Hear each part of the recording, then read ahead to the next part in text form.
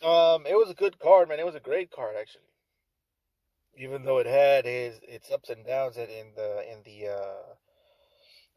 lead up to it.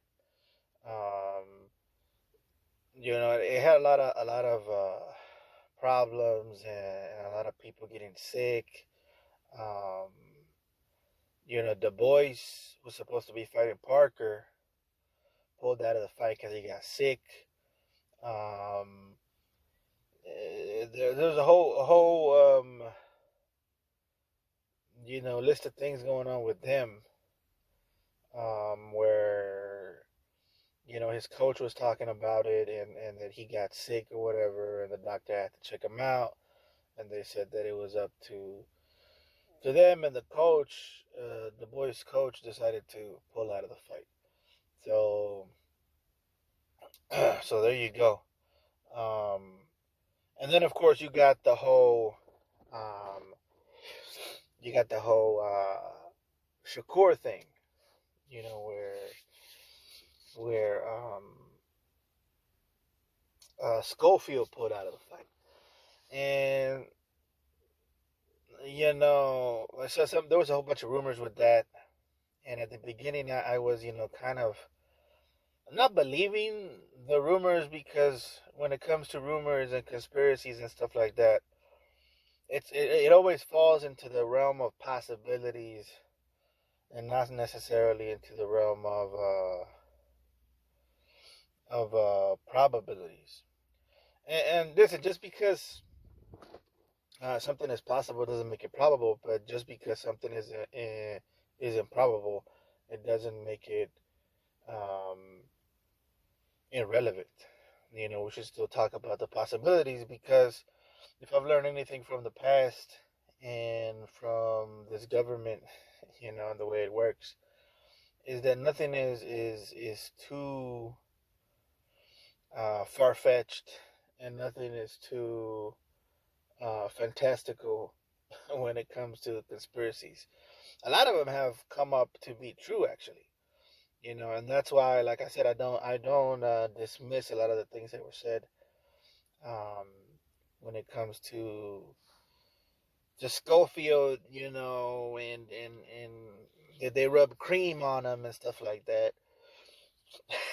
And then his father, I forget his name, um, backs off of that whole claim, because he could get sued for that shit, and so he backs off, and he says, "Oh, please don't blame Snack or whatever." But let's talk about first. Let's talk about the main event first, because I do want to get into all of that shit. Um, but the main event, of course, by now you guys already know that Bevo won the fight. Um, Contrary to what I believed was going to happen, I thought that um, Beterbiev was going to win the fight. And I thought that he was actually going to do better, and he did. He did do better. He punched him more. He pressed the action more, um, and he was able to be successful um, in more spots. But the problem is that Bebo himself also did a lot more things. He did a couple of adjustments, very small adjustments, and those adjustments won him the fight strategically. Um, and you know, this whole card, after examining the card and going over the fights, you kind of get a lesson from all of these fights, is that a lot of times we fall for um like we fall um for the fame of a person, for the fame, or for the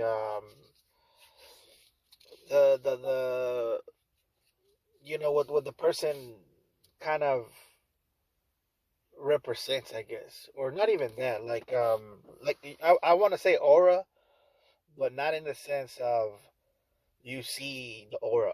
No, I'm talking about like the person's attitude, the person's ambiance, what he, the fear he instills in people, and that's Beterbiev. Beterbiev, it's kind of like freaking, you know, the way people talk about him and the way he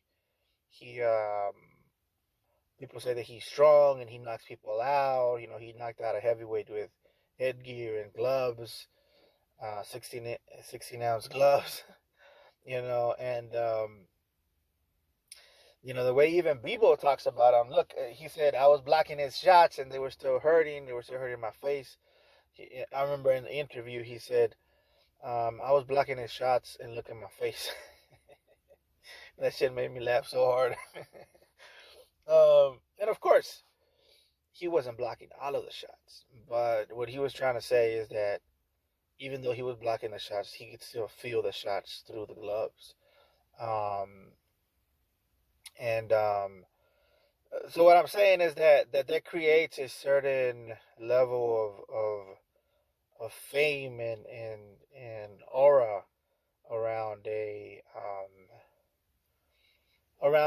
certain person. You know, there's a saying in Spanish is it says el león no siempre es como lo pintan, which means a lion. You know, purely translated, it means a lion isn't always the way they paint them. Um, which means that sometimes the paintings or what people say or the rumors or the legend is actually bigger than um, the actual person. And sometimes we take those legends, we take those um, things that we heard, and we make them bigger in our heads, and we kind of go with that when it comes to predicting fights or when it comes to predicting outcomes. Um, and I feel like all across the board, if we look at this card, you know, if we move on even from this one, you got Bakoli versus Parker, you know, and Bakoli, that's the main thing Bakoli has, you know, is that legend, you know, that legend of the guy who fights like Foreman, you know, the guy who is so strong that he doesn't even have to wear trunks. He just goes out there in his boxer briefs and whoops ass. Um, and I was joking about that the last time. It just seems like he's not really, you know, it seems effortless the way he fights, and it makes it seem like he's extremely strong and stuff like that. And the thing is, like, um, we should have known better.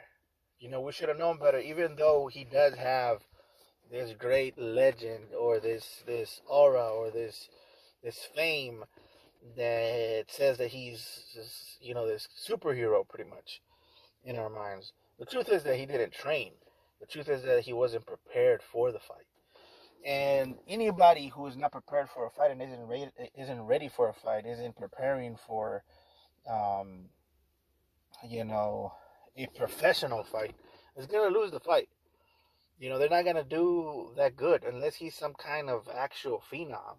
You know, because you have heard rumors of guys like Julio Cesar Chavez drinking and partying before fights and shit, and going in there drunk and still winning. Like you do hear those stories, right? So it is possible, but it's not ever. Most people can't do that, and I'm not even telling you that that's like a good thing to do. It's not. You know, you're hindering your abilities. You could have been greater than you are. Imagine if you hadn't done those things. You know, well, the thing is, like, we want to believe sometimes that there's people that could do that. We want to believe that. But the fact of the matter is that shit's very hard. And 9 times out of 10, if you don't prepare for a fight, if you're not ready, you know, to go 15 rounds, you know, to go 20 rounds, you're not gonna win a 12-round fight. Plain and simple. You know, this is not gonna happen. Um, of course, some people are gifted. Like for example, Ryan Garcia versus Devin Haney. Ryan Garcia was not in good shape in that fight. He was huffing and puffing in the first round. He was huffing and puffing. He was tired in the first round. He had to take breaks during the fight. He had to take breaks. He was out of shape.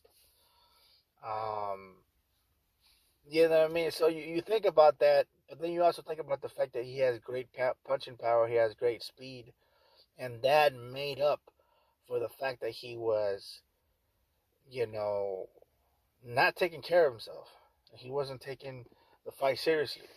You talk to Derek James, who was his trainer, and he'll tell you he was not training well. Sometimes he wasn't showing up to to the training camp. He wasn't doing what he had to do. So um so yeah, sometimes some people can, but you could tell even they're struggling. They're struggling to um to make it happen. So what I'm trying to say with the whole thing is like we need to stop. Well, we don't need to stop. It's a good idea to begin to stop believing the whole hype about people and start realizing that the circumstances and the situations and you know um, all of these things, the environment has factors. They should be factored into your equation and to your predictions. And and we should have known better in the Parker fight. We should have known that um, Parker was just gonna win. Because he was just ready. And Bacoli, they called them out of nowhere as a replacement. Yo, you gotta come fight this guy. And in my mind, I was like, yeah, Bacoli could do it. Bacoli has a chance. You know, I thought he had a chance because it's Bacoli, and because last time I saw him, he just effortlessly beat a babyface Anderson or Miller, one of those two. And because of that, I was like, yeah, it's a possibility, but it wasn't. It was never a possibility, dude. This is boxing, bro. It's not a street fight, and that's what people need to understand. Like, yeah, maybe if this was a street fight, maybe Bacoli had a chance, because it's just different. You know, these types of things you gotta weigh in. Even though these guys are heavyweights, you gotta weigh in. You gotta pass certain tests. Um, you gotta fly to the place, jet lag. You know, um, it's no joke to travel. To travel to a place, it drains your energy. It drains it, bro. You go to another place, that's not even that far away. You get there a little tired. I said, oh, but you're just sitting down. No, it's I don't know how to explain it. It drains your energy, to travel. Um, but yeah, getting back to Bivol versus Beterbiev is the same thing with Beterbiev. We had that kind of idea that Beterbiev was this, unstoppable force or whatever that couldn't be stopped. This great pressure fighter that continues to punch and doesn't get tired until the other person is destroyed. But the thing is, Bivol always had that ability of being um, a technician, so to speak, and a person that was a bit of a pure boxer. I know some people think he's a boxer puncher, but I don't think that. I think he has the mentality of a pure boxer because he sometimes he has his opponents hurt, and a boxer puncher goes for the kill. He sees somebody hurt, and they pick up the pace and they get you out of there, and they know how to do it. They're experts at being able to pick up the pace when they smell blood. But Bebo doesn't have that. Bebo, even though he has you hurt, that's when he takes his time even more and he backs up, away from you. And, he did it with Canelo. He did it with all the guys. I think the only person, he knocked out a guy like 3 fights ago or something like that. Before he fought Beterbiev. But I think it was a replacement. Anyways, my point is this. My point is that someone with that type of mentality has more ability to adjust. Someone with the mentality of a pressure fighter, by the nature of who they are, they're not really thinking about changing anything, because the reason that they're so successful is because they don't really think. They're just they're like Jason. Jason, like like that type of shit. They're not really. They're just, when they get in the ring, bro, they're just pure aggression, and they're not really. To them, it's almost like they blank out and then they wake up after the fight. And everything is just mechanical, pretty much, or automatic. They're just in ultra instinct mode. And when it comes to people like Bevo, it's a little different. They are kind of thinking in there. They do have their things that they do, but their styles are adjusted so much to make adjustments within a fight and to make adjustments from one fight to another, that if anybody's gonna get better within rounds or within one fight to the next, it's gonna be the boxer puncher or the pure boxer. And luckily, Bevo also had the physicality and the natural ability to make those adjustments. Because it's one thing to know what you got to do, and then, like I said, it's another thing to have the tools to do it. That's why boxers train so much, because they want to be able to do the things that they want to do. There's nothing.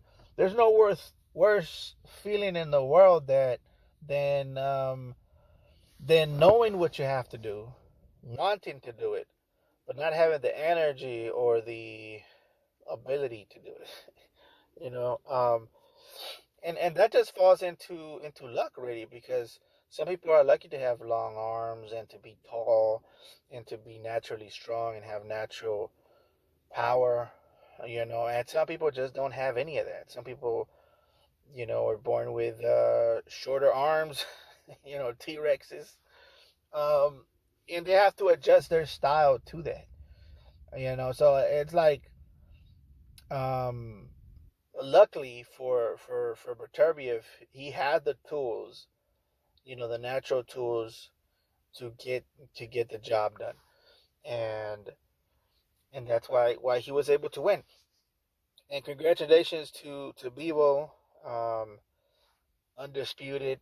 Of course, Canelo Alvarez called him out immediately, said that he's better than Bebo.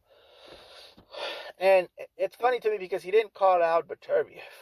I don't remember him calling out Beterbiev when Beterbiev won, but he definitely called Bebo. And I feel like part of it is because he wants his get back.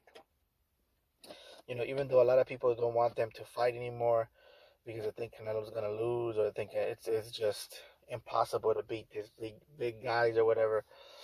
But that's what he wants.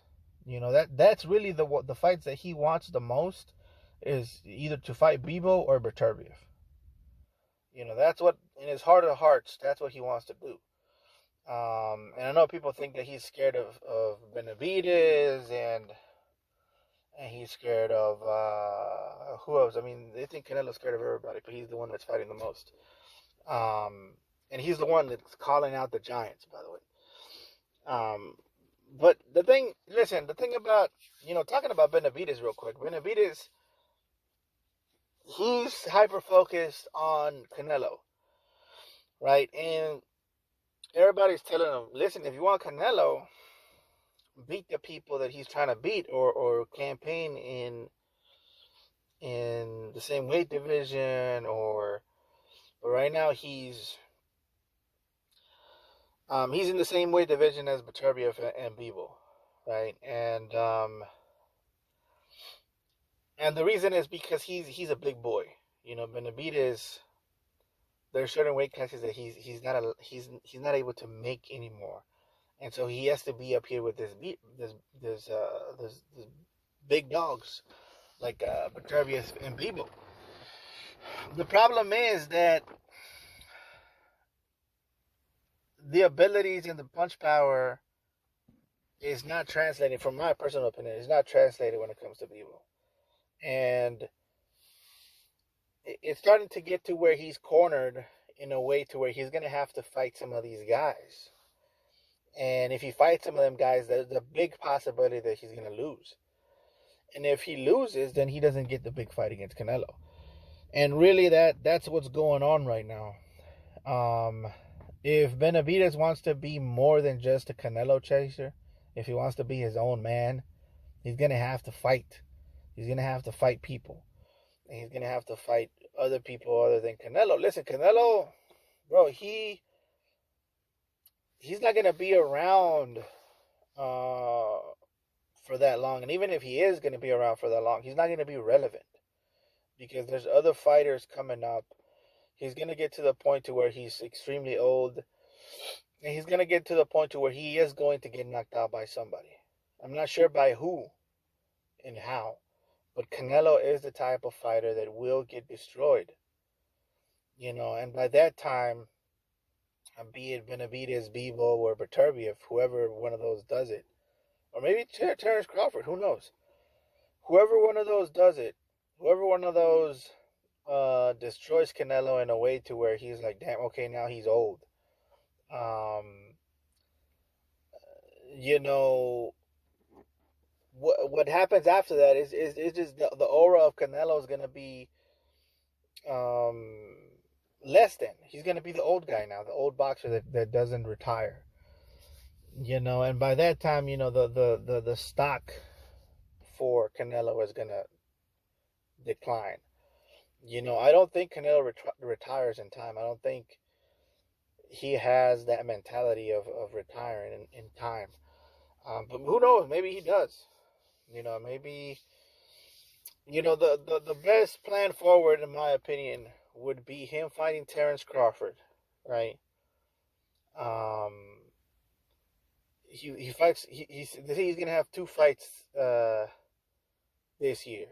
So one of them is gonna be Terence Crawford, and then next year, I'm thinking he's either gonna fight Benavidez, Bivol, or Beterbiev, one of those 3 guys. And then after that, that's when I feel like if one of those guys that he's about to fight doesn't destroy him before, after that, I feel like that's when things are gonna start looking kind of iffy for Canelo. The thing about Benavidez is that Benavidez was at the fight. You know, he was present on the day of the fight when Bivol faced Beterbiev. They called him up for an interview. They say, "Hey, come talk. You know, talk your shit. You know, because basically, you got to learn how to promote yourself if you want to be, you know, a good boxer. And they're going to give you a chance to speak. They're going to give you a chance to say your piece. And that's when you start talking shit. You know, I'm the best around. Nothing's going to ever hold me down type shit. You know, like, you got to go up there and talk your shit. Say, man, Bivol ain't shit. Beterbiev ain't shit. I'll go up there and take them on both at the same time. I'm the best. And right now, these guys are going to fight each other, and they're going to have a good time. Right? I mean, whoever wins, cool, but then they got to face me. They got to face the nightmare. That's what I would have been on. You know, I would have been waiting for whoever wins and then go up there and take the mic away from him and say, hey, It's my turn. I'm gonna break you. I'm gonna break your bones. I'm gonna make you piss blood. I'll make it personal. But do you have children? nah, nah, nah. Don't bring them to the fight. When we fight, don't bring them to the fight. Don't bring them to the fight because I'm gonna point at them when I fuck you up. I'm gonna point at them and I'm gonna say, when you grow up, you come find me, kid. Nah, I'm messing with y'all. My thing is, bro, like Benavidez, bro, the way he comes off to me, because he left early. You know, the way he comes off to me, dude, like, if you really want it, if you really about that life, you know, and if you're really trying to get your numbers up and shit, bro, you need to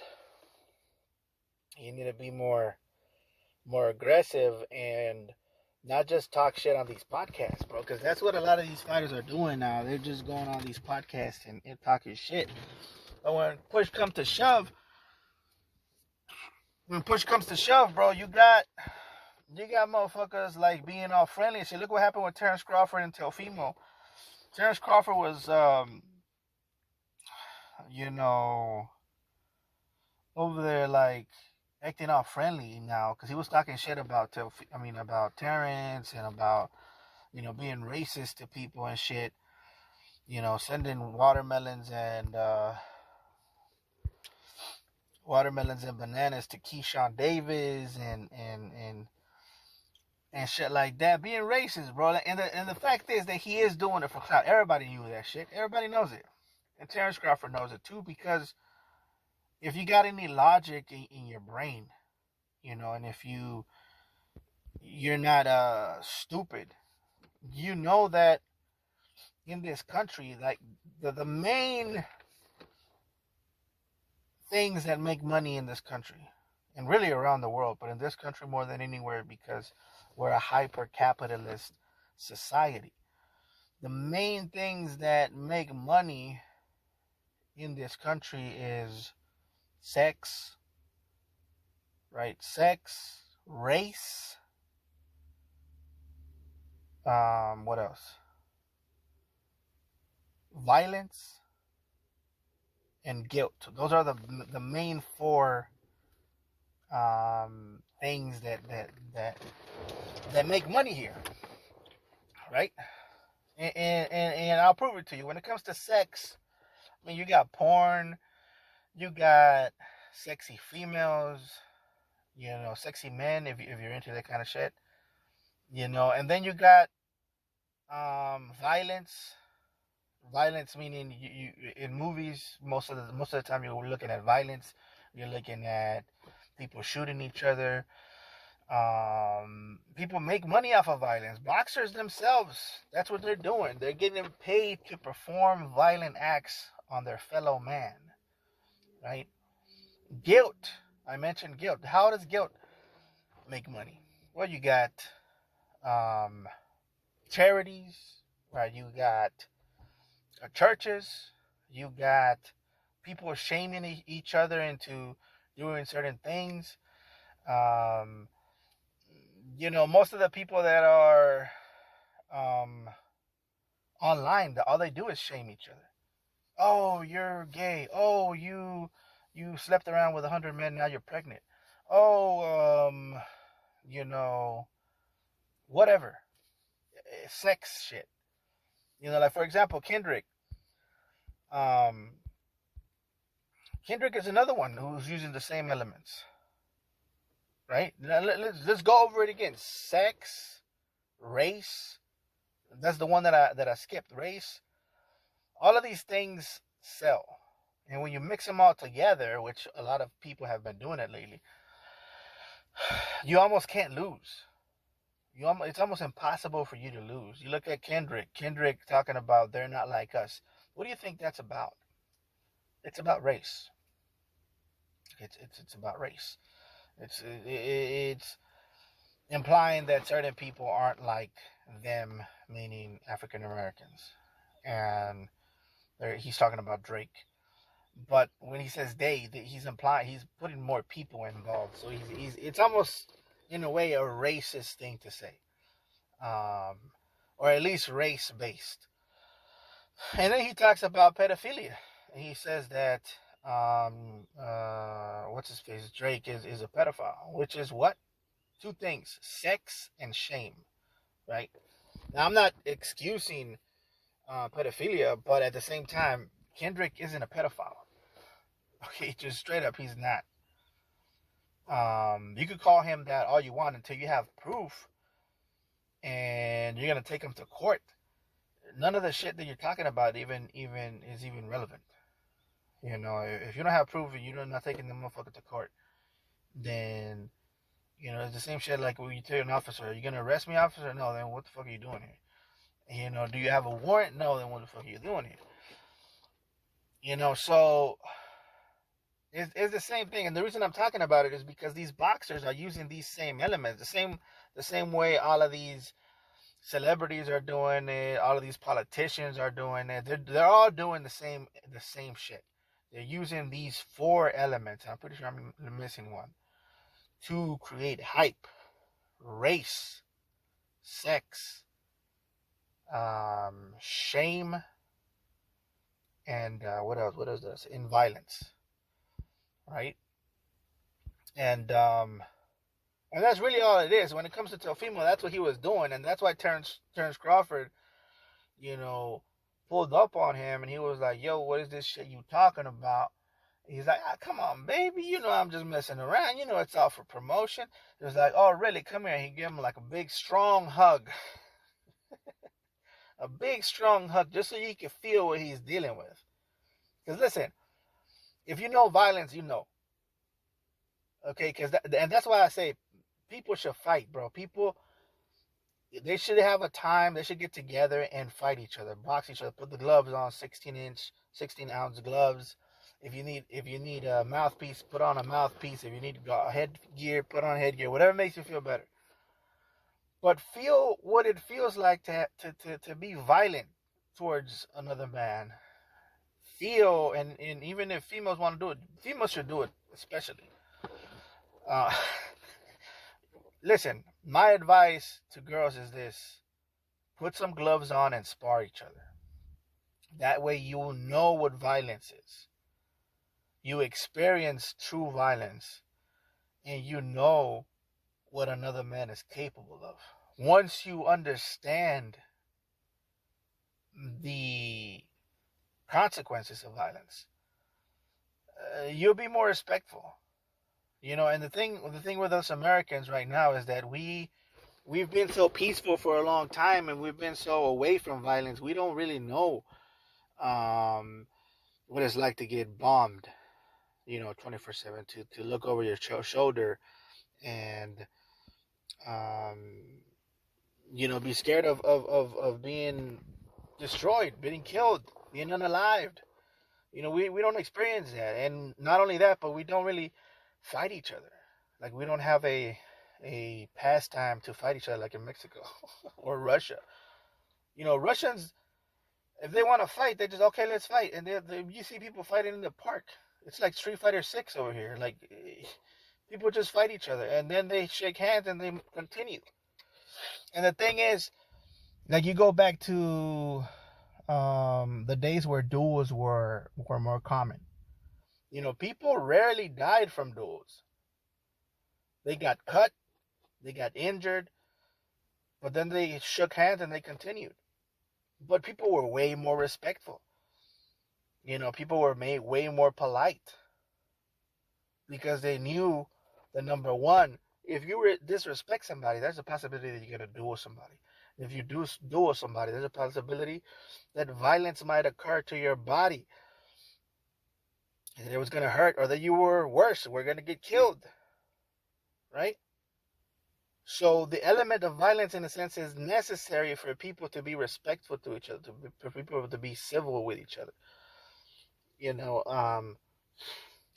That's just my opinion. I just think people should spar each other more. You should go out with your friends, and that's my advice to people. Seriously, find you a group of friends Go to the backyard or go to a park and spar each other. And then talk about what you learned. What did you learn today? I learned that I need to work on my jab. I learned that some motherfuckers hit hard. You know, shit like that, bro. You learn a lot from martial arts, bro. You know, you learn to respect people. You learn the consequences of violence and disrespect. You learn to respect yourself. You learn to stay fit so that you can be reactive to.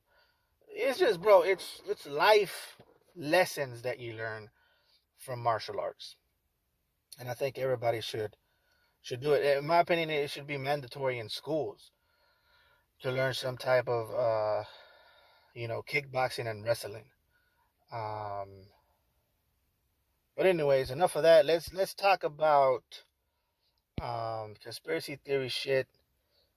And you know what? Let me try to rush this really quick because I'm already spending a lot of time on this. But supposedly, you know, the fight between Shakur Stevenson and Schofield was canceled because Schofield got sick. You know, and at first there was a lot of conspiracies going on talking about Schofield was poisoned by a masseuse that was working for Shakur Stevenson, and that Snack, participated in the matter or whatever. And all of this shit was brought to the public and was brought to the media by way of Schofield's father. Schofield's father was the main one spreading these false. I mean, I gotta say false because we have no proof, you know.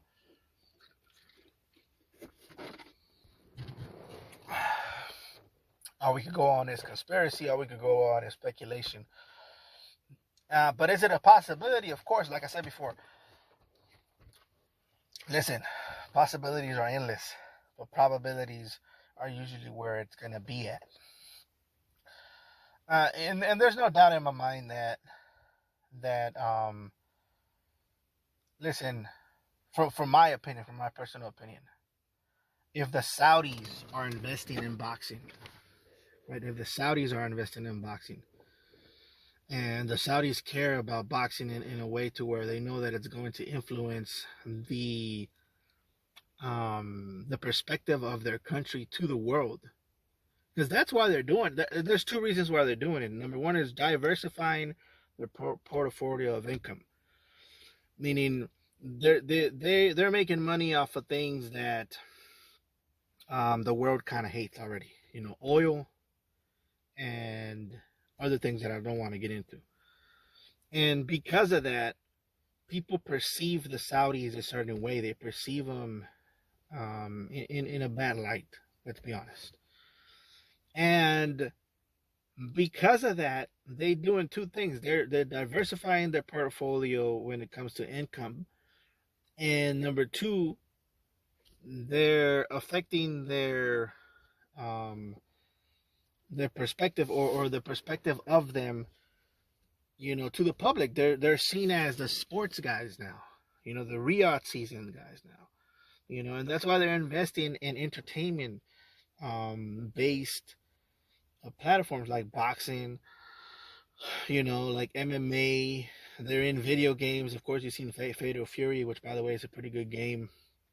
I am currently thinking of maining Vox. That's my favorite character in Fatal Fury, City of the Wolves. Something about the way he punches, it just feels good. But anyways, getting back to boxing. That's why they're doing it. Now, put that in mind. If the Saudi government is investing into boxing, do you not think the CIA would invest into boxing? That's all I'm saying. Okay, so is it a possibility? Yes, it's a possibility. But we're just gonna leave that there. And we're gonna talk about the probabilities. And the probabilities is that he got sick. He got sick, they got scared, they pulled out. And maybe his father did think that. Maybe his father did think that he was being attacked. And And so yeah, that's it. Just goes with traveling, and it goes with eating new types of food. Sometimes you just get sick, and I think maybe that's what happened with Schofield. And but of course, they found the replacement, which is Smigo over here. And I don't know his name, Patley, I think, or Bradley, something like that. And of course, he got beat by Shakur. I think Shakur did okay. I think he hurt his hand again, which is troubling to say the least. Is something that he should be worried about. The thing about Shakur Stevenson is that he thinks that he's going to have the same career as Floyd Mayweather, and I feel like he models his whole career off of Floyd Mayweather. But the thing is, Floyd Mayweather, he had pop and he had natural punching power. He hurt his hands because he was a good puncher. Shakur Stevenson was never a good puncher. I don't remember Shakur Stevenson ever really like hurting people like that crazy. Um, he's just not a good puncher. He doesn't know how to punch. He he focused too much on movement. He focused too much on staying safe. He focused too much on uh, positioning, and he forgot about the main ingredients, which is punching.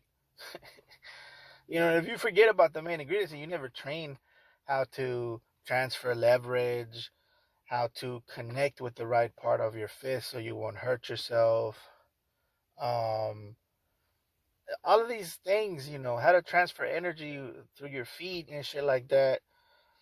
Like if you don't learn these types of shit, what angle to punch, to hold your fist, what, all of that shit is important. And if you don't study that, what happens is you're gonna hurt yourself. You're gonna hurt yourself. Punching is an art form. And it takes time and it takes patience to teach somebody. And the thing about it is that a lot of the gyms today, they're not teaching the art of punching. They're not teaching that. They're too focused on movement. They're too focused on angles. They're too focused on staying safe. And they're not focused on punching. They forgot how to punch. And this has happened before. In the past in boxing, this has happened before to where um, people focus too much on staying safe and they forget about the main element of boxing, which is punching. You have to know how to connect with what part of your fist to connect, from what angle, vertical, horizontal, reverse horizontal. When do you chip? When do you not chip? Because there's a time to chip your punches, bro. Believe it or not. Because some people say, oh, he's chipping his punches. Yeah, he's chipping them to the guy's head, which is what you don't do. I mean, to me, it's not. Some of this shit is common sense because I just study punching, and also I just you just look at the physical. Everybody has the same thing, bro. Everybody has rib cages. Everybody has a skull. Everybody has bones in their hands.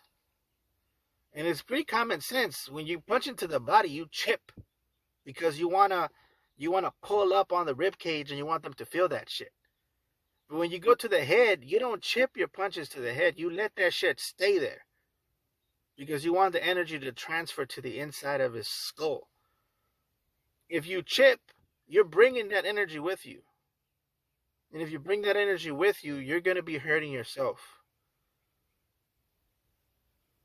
I mean, it sounds like common sense, but I mean, it seems like Shakur Stevenson, going to the body, like the punch that he hurt himself with, he went to the body while the opponent was ducking forward. Um, yeah, man, you don't want to do that for several reasons. Number one, you could slip and hit him in the balls. Number two, you could hurt yourself, and you did. You hurt yourself. Because just the angle, when he's dipping down like that, the main thing you want to do is uppercut to the body or uppercut to the body and make that slip up to the head.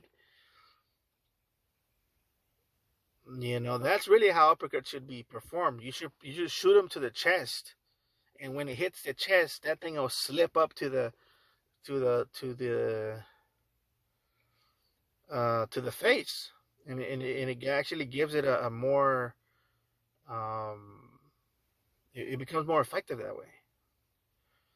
I don't know, but anyways, it was a good fight. I think Shakur did well. I just don't like how he reacts to beating up an electrician, bro. Like, the guy's an electrician. The guy didn't even know he was gonna fight. He came, he did his thing. You beat him up, and then you start showing off like you accomplished something. That's the type of shit I don't like about the young fighters. That they're not really doing shit, but they want us to give them credit for beating up a fucking electrician. And that's the shit that I don't like about the young generation. You know, it's stupid, bro. Fucking stupid. It just makes me angry sometimes. But anyways, you know, let's talk really quick about Ortiz versus Madrimov.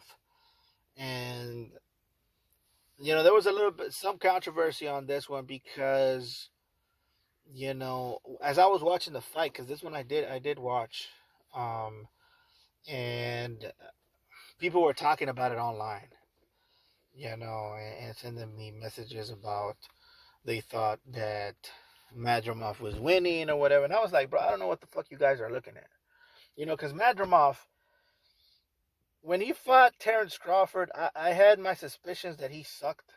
You know, I had my suspicions that he wasn't really that good. Because he bounced around for about 4 rounds. You know, he bounced around, no, for more than 4 rounds. He bounced around for like 8 rounds. And he wasn't doing shit. He was just throwing these haymakers and hoping to God that they landed. And I remember Terrence was kind of worried about it because Terrence was cautious because this was his first time in the weight class. And so he was cautious about it. He didn't want to, you know, just go all out on a new guy, a new weight class or whatever. So he was kind of scared, you know, not scared, but you know, like tentative to beat up or go in on Madrimov. And he was like, you know, just taking it easy. And Madrimov, he just didn't do shit, bro, in that fight. And I remember thinking they were both too respectful to each other, and they were both too tentative to go on the inside. You know, they wanted to stay on the outside and feint and only approach when they were absolutely sure. And the reason people do that is because they don't have routes to the inside. You know, inside fighters, they need routes to the inside. Madrimov isn't an inside fighter, by the way. Madrimov is an outside fighter. Yeah, but he's a horrible outside fighter. And Terrence Crawford, he's an inside fighter and an outside fighter. He could do both. But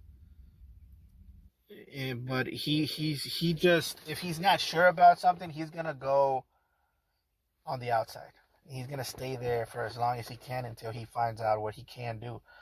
If he feels like you're gonna be too strong on the inside, he's never gonna go on the inside. Plain and simple.